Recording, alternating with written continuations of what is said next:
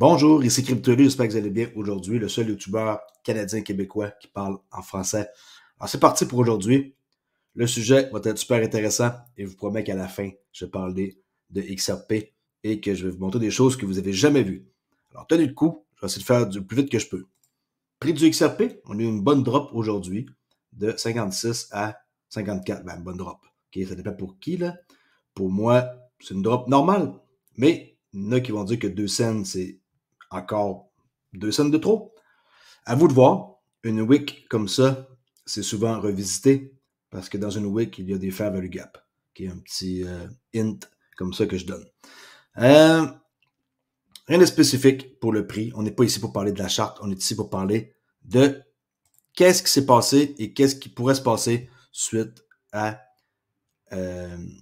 les crises financières. Et là, je viens de perdre tout mon texte. Bravo. Maudit. Des fois, ça fait ça. Quand j'arrive pour faire un changement de fenêtre, tout mon texte, je le perds tout. Alors, qu'est-ce qui est important dans le texte? Okay. En gros, c'est que la plupart des banques américaines sont techniquement proches de l'insolvabilité. Okay. Ça, c'est un article qui était fait le 31 mars et révisé le 1er avril. Et des centaines d'entre elles sont déjà totalement insolvables. Les tensions dans le secteur bancaire rendent une crise de la dette stagflationniste, qu'on appelle plus probable et potentiellement plus grave. Bon, on sait tout, Silicon Valley, qu'est-ce qui est arrivé? En janvier 2022, lorsque les rendements, écoutez bien, des bons du Trésor américain à 10 ans, qui sont supposés de 4,05, étaient encore environ 1%, et ceux des bons allemands, moins 0,5. C'était, qu'est-ce que la personne qui écrit ici, okay, Roubini, lui, quand il a vu ça, la différence entre moins 0,5 et qu'est-ce que les Américains donnent, c'est là que lui, il s'est dit, l'inflation serait mauvaise à la fois pour les actions et les obligations. Une inflation plus élevée entraînerait une hausse des rendements obligataires, ce qui à son tour nuirait aux actions à mesure que le facteur d'actualisation des dividendes augmenterait. Mais, dans le même temps, des rendements plus élevés sur les obligations sûres impliqueraient également une baisse de leur prix en raison de la relation inverse entre les rendements et les prix des obligations.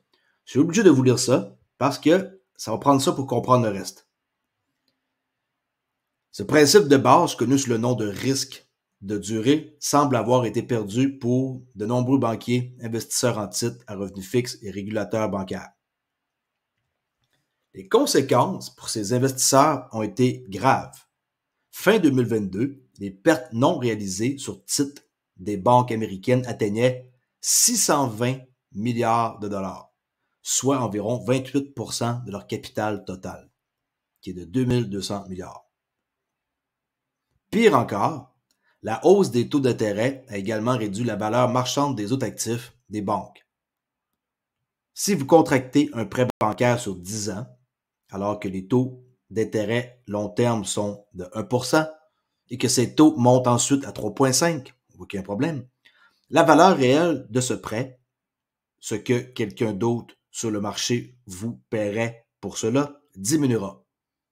Compte tenu de cela, cela implique que les pertes non réalisées des banques américaines s'élèvent en réalité à 1750 milliards de dollars, soit 80% de leur capital. Un problème. Au début, on était à 28% de leur capital. Maintenant, on passe à 80% de leur capital. Alors, ça ne marche pas.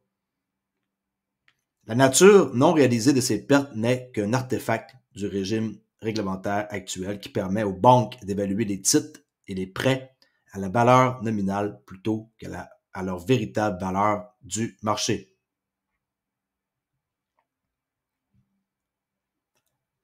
La hausse de l'inflation réduit la valeur réelle des passifs, les dépôts, des banques en augmentant leur franchise de dépôt, un actif qui ne figure pas dans leur bilan. Étant donné que les banques paient encore près de 0% sur la plupart de leurs dépôts, même si les taux à jour les taux au jour le jour ont augmenté jusqu'à 4% et plus. La valeur de cet actif augmente lorsque les taux d'intérêt sont plus élevés. Je vous le dis, tenez bon jusqu'à la fin, ça vaut la peine cette vidéo. J'ai du lourd à vous présenter. En effet, certaines estimations suggèrent que la hausse des taux d'intérêt a augmenté la valeur totale des franchises de dépôt des banques américaines d'environ 1 750 milliards de dollars. Si les déposants fuient, la franchise de dépôt s'évapore et les pertes non réalisées sur les titres se réalisent. La faillite devient alors inévitable. C'est comme ça que ça marche. Je répète, si les déposants fuient, la franchise de dépôt s'évapore et les pertes non réalisées sur les titres se réalisent. La faillite, maintenant qu'on a fait ça, des pertes non réalisées, devient inévitable. Il y avait un autre endroit, me semble, que je vais vous montrer. D'un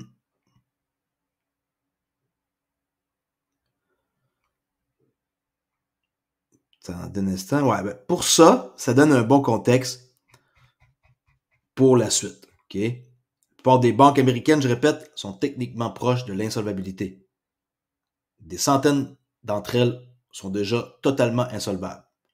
Regardez bien le prochain graphique de la FDIC qui va en dire long. Bien sûr, toutes mes pages ont toutes rechangé pour en anglais. OK? Après un certain temps, les pages se refresh. J'ai aucune idée pourquoi. Ça fait pas toujours ça. Des fois, je suis des heures à garder les pages en haut ouvertes et ça reste tel quel, sans bouger cette fois-ci. Ça me joue des tours. Bon, la FDIC, qu'est-ce qu'on voit? Les faillites bancaires, en bref, entre 2001 et 2023. Okay, 2001 à 2023. Il y a 21 ans, 22 ans ici de données. Okay, 2001, 2023. À gauche, on voit total assets en millions de dollars. Et on peut voir ici le nombre de banques qui ont fait faillite. Okay, bank failure. Alors, en rouge, bank failure, total asset en vert. Regardez, 2001, tout ça. Et là, quand il y a eu la crise en 2008, comme par hasard, il y a eu énormément de bank failure. Okay, on voit ici, ça a augmenté de beaucoup. Okay, 157, 140, il y en a eu pas mal. Là. On additionne 25 plus 140.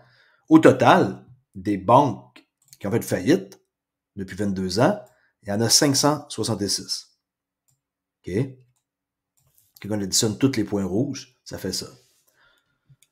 Là, quand on arrive ici vers 2015, ça commence à être pas beaucoup. C'est 8, 5, 8. Oh, 0 en 2018. 4, 4. Et regardez comment est-ce qu'il n'y a pas beaucoup de cash. Ça, c'est 6,7 milliards. 279 millions. 6,5 milliards. 0. Ici, en 2018, là, 0. Ensuite, 4 banques qui ont fait faillite. 214 millions. 4 banques qui ont fait faillite. 388 millions. Et là, comme par miracle, en 2022, jusqu'à la fin 2023, regardez comment on est monté en actifs.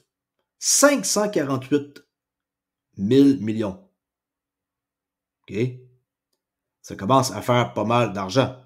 OK? Ça fait 548 milliards. Ceux qui veulent comprendre, là, parce qu'ici, c'est des millions, mais le graphique, on ne peut pas le mettre. C'est en grande échelle. Tu sais, là, 100 millions, 200 millions. OK? Alors, ça, 548 000 millions, c'est 548 milliards. OK? Ça, c'était 388, 214. Il n'y a pas beaucoup d'argent. Là, il y a beaucoup d'argent. Alors, ça laisse un peu dire pourquoi qu'il y en a autant que ça. Parce qu'ils impriment pour essayer de sauver qu'est-ce que je viens de vous montrer dans l'article précédent. Okay? Ils essaient de sauver le système bancaire. Alors, ils impriment, et c'est pour ça qu'il y a beaucoup d'argent présentement dans le système. Okay? Ça, c'est un site que vous pouvez aller voir. Site officiel du gouvernement des États-Unis, la fdic.gov. Il y a plein de données là-dedans. Vous pouvez faire beaucoup de recherches. Et je vous dis, ceux qui aiment les chiffres et les graphiques, vous allez en avoir. Bon. Télégraphe d'or, qui poste ici, 22 septembre 2023. Le Trésor américain envisage de racheter les titres en circulation l'année prochaine pour accroître la liquidité du marché obligataire. Mais un haut responsable affirme que cela n'atténuera pas les périodes de tension financière extrême. En d'autres termes, ils sont très confus et espèrent le meilleur. Toujours au Télégraphe d'or, les principaux pays affirment que nous avons besoin de réformes du système monétaire international et nous assistons à une accumulation constante d'or de la part des banques centrales. Et ça, c'est dirigé par la Chine. OK? On vient voir ici sur la Federal Reserve Bank, un autre article que j'ai perdu. Je vais juste vous montrer qu'est-ce que je me rappelle. Comment les banques utilisent les prêts pour créer des liquidités. Okay? Les prêts sont plus importants que les dépôts lorsque les banques créent des liquidités. On va aller voir une statistique plus bas pour que je puisse vous donner un exemple.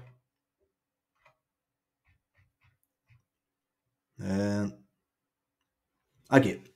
On va juste lire ça pour que vous ayez une bonne aperçu. Grâce au système bancaire américain à réserve fractionnaire, les banques commerciales peuvent prêter une grande partie de leurs dépôts en espèces, n'en gardant qu'une fraction sous forme de réserve. Ils n'ont presque rien en réserve. On voulait faire un retrait de 10 000, il faut qu'ils commandent de l'argent et que vous revenez dans 24-48 heures. C'est ridicule comme ça, cette heure. Mais il existe une deuxième source de liquidité, moins largement reconnue par les banques, les dépôts qu'elles obtiennent grâce à leurs dépôts prêts. Cette dernière source de liquidité bancaire appelée création de liquidité de financement permet aux banques de prêter plus que ce qui est autorisé en fonction de leur offre de dépôt en espèces. On va donner un exemple, on voit ici avec des chiffres. Une banque prête 1 million de dollars. Il enregistre le prêt dans son bilan comme un actif de 1 million de dollars, mais effectue également une entrée de dépôt, qui est un passif, de 1 million de dollars, créant ainsi un dépôt, même si personne n'a déposé 1 million de dollars dans la banque. Alors, c'est pas possible, je ne sais pas si vous avez compris, je vais le relire. OK? Une banque prête 1 million de dollars, il enregistre le prêt dans son bilan comme un actif de 1 million de dollars, mais effectue également une entrée de dépôt de 1 million de dollars en passif, créant ainsi un dépôt même si personne n'a déposé 1 million de dollars. Moi, quand je vois ça, je dis ça se peut pas. Et oui, ça se peut. C'est ça qu'ils font depuis très longtemps. OK? Ils ont ça comme deuxième moyen. Terrible. Alors, ça m'amène ici à Rahul Advani de chez Ripple qui parle que la dette hors bilan de 65 000 milliards de dollars sur laquelle la BRI a publié un rapport avec sa vision trouble de la proximité avec laquelle nous pourrions être dans une crise de liquidité. Moi, j'aime bien entendre ce mot-là, crise de liquidité, parce que on a XRP qui peut servir pour la liquidité. S'il y en a qui n'ont pas encore compris le message. Alors, l'OMI mettra le récit de la CBDC en mode hyperinflation, okay, parce que injecter des liquidités avec l'inflation actuelle n'est pas idéal. J'ai pris cet article-là, la vidéo de Crypto Harry. En passant, on peut la voir ici, là. OK. Alors, merci pour ça. Et je vous montre qu'est-ce qu'il dit. Regardez bien. Maintenant, chez Drupal, nous avons construit un grand livre privé CBDC basé sur la même technologie blockchain qui alimente le grand livre XRP, qui a été conçu pour les paiements et conçu pour l'émission de devises. Chaque banque centrale aura une souveraineté totale et la capacité de personnaliser sa CBDC en fonction de ses propres exigences en matière de confidentialité et de politique. Les monnaies relais neutres comme le XRP, qui est un actif numérique public et décentralisé open source, joueront un rôle clé pour faciliter une telle interopérabilité. XRP va jouer un rôle clé pour l'interopérabilité. Okay? Chaque banque centrale va avoir sa propre CBDC qui vont pouvoir la mettre à leur guise comme qu'ils veulent. Pas parce que les CBDC existent qu'ils vont tous avoir les mêmes genres de technologies et de principe.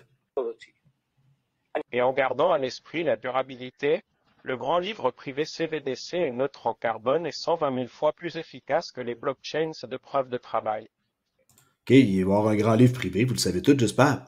Et oui, le prix va être pareil pour le XRP, qui a arrêté de penser qu'ils vont avoir un prix différent. Bon, alors, parlant de liquidité, comment résoudre une crise de liquidité? On peut voir un article qui a été fait et regardez bien c'est qui est dans les meetings de l'ESMA, qui est External Stakeholder, là. Où did they meet? Avec qui ils font des rencontres? Stellar était là-dedans, bien entendu. Il va faire partie du futur système, j'en suis sûr. Swift, ça c'est évident. Et Ripple, qui lui s'occupe d'avoir fait les rails. Pensez là, un chemin de fer, là, toutes les rails, c'est construit ça depuis toujours, Ripple, et c'est évident. Et là, sur une prochaine photo que j'agrandis, non, c'est celle-ci. Regardez bien. OK. Stellar Lumen, Global Payment Solution for Digital Transformation. Et regardez ici qui est-ce qu'on voit. Le 8 du 2 2022, Ripple. Pour quelle affaire? La MiCA, qui est Market in Crypto Asset. Alors, tout ce beau monde-là, le SMA, qu'est-ce que vous pensez qu'ils font? Ils rencontrent des gens importants. OK? Et ces gens importants-là, c'est des gens qui ont beaucoup d'argent. Et l'argent qu'ils possèdent, ces gens-là, okay, l'European Security et Market Authority, le SMA, tous les stakeholders, j'ai dit tantôt, ça, c'est des meetings, des organisations qui ont eu des rencontres. Et là, on voit le sujet à droite. Par exemple, European Energy Derivative, Alliance Globale, Fidélité Vanguard Invesco BlackRock, de DTCC. Ça, si vous ne connaissez pas c'est quoi, allez voir. World Wildfire, aucune idée c'est quoi, que je vois au hasard. J'ai pas regardé un par un d'avance. Pension Europe, London Stock Exchange, le Nasdaq, et là tout ici, il y a plein d'entités. BlackRock, il y a encore une rencontre 18/5/2022 pour parler d'intelligence artificielle. BNP Paribas, Stockpulse, Active Asset Location Global, qui est London Metal Exchange, Goldman Sachs, Bloomberg, Euronext, Trident X, Cryptown, Euroclear, allez voir c'est quoi. Tout ça, c'est un calendrier de l'European Security and Market Authority, 11 juillet 2022. C'est pas grave, c'est pas récent. C'est des meetings qu'il y a eu et c'est important d'en parler. Et là, on tombe dans la partie le fun, que pourquoi que je vous parle de qu'est-ce qui s'en vient. Parce qu'il va arriver, c'est sûr, une crise. Et la crise financière, selon moi, la plupart vont être anéantis. C'est pour ça qu'on va avoir un système nouveau, on n'a pas le choix. On ne peut pas toffer comme ça éternellement. Quand les faillites vont commencer à s'enregistrer une après l'autre, c'est là qu'il va y avoir un changement. Ça, c'est une cotation que Brad Garlinghouse a dit. Ripple is competing with liquidity of Citi and the messaging of Swift. But in one, because we are both messaging and liquidity. Fait qu'on est une entité, mais qui fait, dans le fond, le messaging et la liquidité. Tandis que eux, c'est deux entités différentes, Citi et Swift. Alors, nous, on est un, mais on fait deux affaires. Vous comprenez un peu pourquoi que c'est puissant, Ripple? Fait que Ripple est la solution au problème qui s'en vient. Entre autres. Je ne dis pas que ça va être les seuls, mais entre autres. En parlant de bonnes nouvelles, regardez qu'est-ce que j'ai trouvé sur Fidélité. Amun, Ripple, le AXRP, ETP. Il n'y a rien. Alors, ça veut dire que ça a été créé, c'est nouveau. Il n'y a rien. Tout est là. J'ai pas de compte avec Fidélité, mais on voit rien. On appelle ça un TOSRF. Si vous pitonnez ça ici, là. OK. TOSRF. XSRF. OK, il est là. Et ça, pour moi, ils sont en train de préparer le terrain. ETP puis ETF, c'est pas pareil. ETF, c'est quand c'est une sécurité. Et ETP, c'est comme commodité. Vous voyez ça comme ça. Pour faire une histoire courte, c'est comme classé en deux catégories. Regardez ici.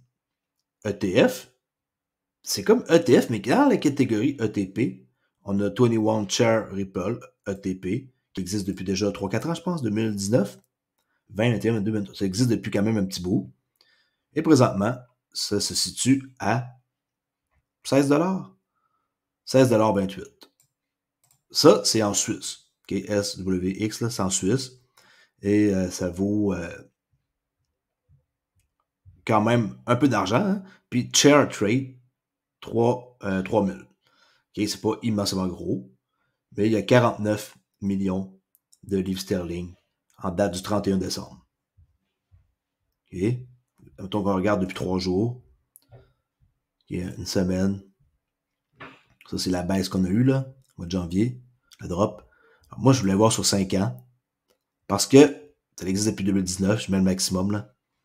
On voit que ça a déjà atteint un pic de 30, 40, 50, dans les pas loin de 60 $, 50 quelques dollars. C'est un truc que, si vous êtes en Europe, peut-être que ça vous intéresse d'aller voir un ETP comme ça de XRP. Ça m'amène un article qui date de 10 ans. Eh oui, Cryptoly vous montre des vieux articles pour vous faire comprendre. Regardez, Chris Larson, qui ma parole, il était plus jeune, hein? Mais je sens que maintenant il a pris un coup de vieux là, avec Steven Thomas. La ruée vers la monnaie virtuelle avec une valeur réelle 11 novembre 2013. Si l'argent liquide est roi, l'argent virtuel pourrait être le prince héritier en attente. On voit Chris Larson, directeur général à gauche, dans ce temps-là, avec Steven Thomas, directeur technique de Ripple Labs, un concurrent de Bitcoin. Okay. Regardez bien pourquoi que je vous montre ça. Ça avait paru dans le New York Times il y a 10 ans. Je vais vous montrer une vidéo bientôt de Chris Larson. Et je vous dis, tout a été planifié depuis le début.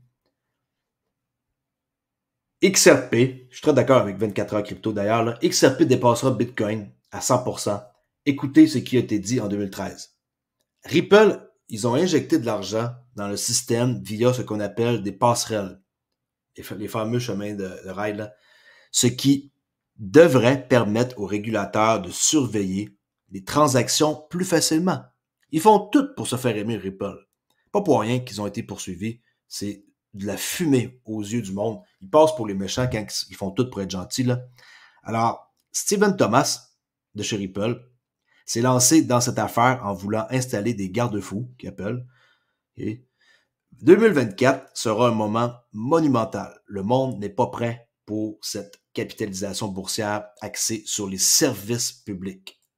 Jetez un œil à cet instantané de 2013. On va voir des cryptos qui n'existent même plus là. Sur 32 pièces, seulement 3 ont survécu. Sachez ce que vous détenez. Et là, on peut voir le graphique. Bitcoin en 2013 était premier avec un prix de 196 $. Wow! Il y en a qui aimeraient ça reculer dans le temps, certains, hein? Wow! 196 $. XRP était en deuxième position avec 0,006. C'est bon qu'on va payer un bon prix, hein? Litecoin, 2,12 $. Toutes les autres sont toutes même plus là, ça n'existe même plus. Regardez les noms. Namecoin, Novacoin, Primecoin, tous des noms qui finissent par coin, là. OK? Comme pour copier Bitcoin, on dirait. Alors, Goldcoin, tout ça, ça n'existe même plus. C'est out. Alors, pourquoi XRP a survécu depuis tout ce temps-là? Pourquoi? Il y a des raisons, non? Misez dans les bonnes compagnies. Je vous le dis, si vous voulez faire de l'argent pour plus tard, c'est la seule solution. On peut voir que sur 32 pièces, seulement 3 ont survécu. Ça, c'est l'entrevue que je vais vous montrer de 49 secondes en français. L'aversion à la crise de liquidité par Chris Larson. Il va dire que XRP est une solution. Regardez bien ça. 10 ans après la crise financière, nous ne disposons toujours pas des infrastructures nécessaires pour prévenir la prochaine. Qui est à peu près des années 2018, quelque chose comme ça, 10 ans après la crise financière de 2008. OK. Je pense que c'est là que les actifs numériques peuvent vraiment aider, car un actif numérique efficace peut réellement résoudre certains des principaux problèmes de liquidité mondiale. Vous savez, le monde a des milliards et des milliards de dollars immobilisés en liquidité juste pour contourner la difficulté du mouvement de la valeur dans le monde. Si vous disposez d'un actif numérique vraiment efficace, quelque chose comme XRP, et c'est ce que nous pensons être le plus efficace, vous pouvez désormais réduire l'immobilisation de milliards et de milliards de capitaux. Vous pouvez donc effectuer ces transferts instantanément en tant que banque ou prestataire de paiement, en tant qu'entreprise, sans avoir à prépositionner de l'argent partout dans. Voilà. Tout était dit en 49 secondes. J'espère que vous avez compris. Et pour finir, une chose hyper importante que sûrement qu'il y a une tonne de personnes qui ne savent pas. Les deux choses les plus importantes qui rendent XRP aussi spécial. Faites un screenshot de ça. C'est hyper simple à comprendre. L'ensemble du réseau est un DEX. Peut-être qu'il y en a qui ne le savent pas. Le réseau, c'est un DEX. 2. L'algorithme pour acheminer une liquidité est optimal.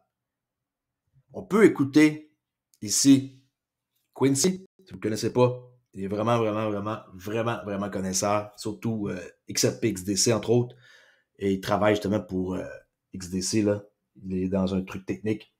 Je me rappelle bien, il est sorti comme là, à peu près 1 an ou 2 de nulle part et avec des connaissances incroyables. Il parle hyper vite. Désolé, j'ai pas réussi à le traduire. Vous voyez ici, j'ai essayé, j'ai pas été capable. Écoutez bien qu'est-ce qu'il va dire. Même si c'est quelqu'un qui parle vite, il y a quelque chose à comprendre pareil là-dedans. Écoutez bien. A lot of the other things there's a lot of overlap. And don't get me wrong, there's some things where it's not proof of stake or proof of work, but that's not what makes it special. That's what makes it maybe unique, but not what's special. The two things that make it special is one, the entire network is a DEX. What does that mean? It means anybody from their individual wallet can list an asset for sale into the DEX. You don't have to go to a DEX. You don't have to go to third. The entire network is a DEX. N'importe qui peut créer un token sur l'XRP Ledger. N'importe qui. C'est décentralisé, on peut faire qu'est-ce qu'on veut. N'importe qui. Même moi, je pourrais en partir un demain, OK? In that DEX is a liquidity routing algorithm that allows you to maximize liquidity between. Il y a un algorithme qui gère la liquidité. Alors, c'est pour ça qu'on a besoin de liquidité en grosse quantité. C'est la raison pour laquelle je crois sincèrement que c'est le meilleur projet de tous les temps qui existe. Meilleur que Amazon, meilleur que Microsoft. XRP va être du lourd, je vous le dis. Attendez juste d'ici 2030 et vous allez être grassement récompensé. Ça va se battre pour en avoir le plus possible de cette liquidité-là. Ça va se battre et dans les carnets d'ordre, le prix, là, il va passer de 50 centimes, 1 $, 2. Et là, tous ces prix-là ne seront plus jamais disponibles parce que la liquidité n'existera plus à des prix comme ça. Alors, c'est pour ça que quand on fait nos recherches, comme moi, par exemple, et d'autres YouTubers, vous devriez être content d'entendre quelqu'un qui fait des vidéos à chaque jour vous rappeler que vous avez choisi le bon investissement. Et je suis aucunement payé par la compagnie. Il y en a qui sortent des choses, des fois, c'est ridicule. Comme si que Ripple me connaît. Ils n'ont rien à cirer d'un Québécois qui parle en français. OK? Ils ne me connaissent pas. Je les connais pas. Personnellement, hein, je fais juste écouter les personnes qui sont intéressantes dans leur compagnie. Mais ils ne me connaissent pas. Je suis juste un YouTuber, OK? J'ai aucune connexion avec eux. Ils ne me payent pas en XRP. Ils ne me payent pas en rien. C'est tout moi qui fais ça pour informer le monde. Moi, j'ai seulement des revenus YouTube et quelques ventes quand je vends des portefeuilles comme des scènes. Arrêtez de me dire que je suis payé par la compagnie, c'est ridicule. It automatically routes the asset to maximize liquidity. So the whole premise of this is no liquidity pools. There's an algorithm that keeps you. Il n'y a pas de liquidity pool. C'est un algorithme qui gère tout ça. So any other exchange, any other DEX, any other everything has liquidity pools. XRP does not. It has an algorithm that maximizes liquidity by being able to route They've been able to route and liquidate the asset. Bon, là, il ne parle pas des Automate Market Maker qu'on va voir. Ça, c'est un autre truc. Mais là, on parle de la liquidité. Elle est gérée par un algorithme. Pas besoin d'avoir de liquidité de pool de liquidité pour gérer ça. Based on what's available on the network. Those are the two things that make XRP amazing. Now you can get into the speed, you can get into it's not proof of work, proof of stake, you can get into all that too. But those two things, the fact that the entire network's a DEX and there's an algorithm that maximizes liquidity on that DEX, is the two biggest things. And when people talk about cross-border remittances, currency, Nostro Vostro, that allows for the instant liquidity of any asset like it's cash. You see what I mean? Ça veut dire que c'est toujours disponible, la liquidité, c'est cash. C'est géré par l'algorithme. Alright? Lui, il est toujours intéressant à écouter. Si vous ne le connaissez pas, allez voir. C'est quelqu'un qui vous devriez aller voir. OK? Coin Club Quincy et XDC Fondation Développeur. Je vous le dis, si vous voulez apprendre des choses techniques, mais expliquées de façon très, très bien, allez voir sa chaîne YouTube. Vous allez être agréablement surpris. Alors là-dessus, je vous rappelle que si vous voulez protéger votre crypto, je suis partenaire avec Decent et ce genre de clés-là vous permet de mettre vos cryptos en toute sécurité sur la blockchain et vous utilisez votre pouce en empreinte biométrique. Vous la perdez, c'est pas plus grave que ça. Vous avez accès de toute façon à la blockchain avec votre clé, hein, votre keyword clé qu'on appelle, qui est longue comme beaucoup de caractères. Et cette clé privée-là vous permet de récupérer votre argent. Un peu comme si vous perdez votre carte de débit, vous allez voir votre banque et vous donne une autre carte. Hein? Vous avez juste besoin de donner une information. Nous, c'est notre clé privée qui nous permet de récupérer notre clé. Alors, s'il y en a qui ont peur de perdre ça, ben, faites-vous-en pas que ça. C'est pas plus grave que ça. Puis comment qu'on peut perdre ça? À un moment donné, il faut quand même faire attention à ce qu'on possède. Là. Si vous mettez ça dans une place en sécurité, puis c'est tout, là, vous n'allez pas la perdre. Deux, si vous voulez la donner à quelqu'un ou un ami, un membre de votre famille, un meilleur deal pour un plus gros rabais. Alright? Checkez dans la description ou venez faire un tour sur mon Discord. Discord CryptoOli. Puis en passant, je vais vous rappeler un truc. Vous allez dans le lien pour avoir cette clé-là. J'ai des gens qui se sont fait scammer il y a quelques jours sur mon forum. Ils sont passés par moi, me fait usurper mon identité par toutes sortes de techniques du style, moi ici c'est CryptoOli en minuscule. Là, eux, ils vont avoir une bannière Oli. Ils vont appeler ça, mettons ici Trader Oli parce que j'ai un autre Discord. Ici, on va mettre CryptoOli qu'un point, qu'un underscore. Faites attention. Il n'y a personne qui... Je contacte personne en privé, le premier. Si vous me contactez, pas de problème. J'ai plein de messages privés, vous voyez. Et je contacte personne en premier. Alors pourquoi aller sur mon Discord et penser que je veux vous vendre, je sais pas trop quoi, là, j'ai vu des messages que quelqu'un m'a envoyé, par exemple, tu as reçu une demande d'amis de Trader Oli. C'est pas moi. C'est juste quelqu'un qui veut rentrer en contact avec vous pour vous frauder. Cette personne-là s'est fait avoir.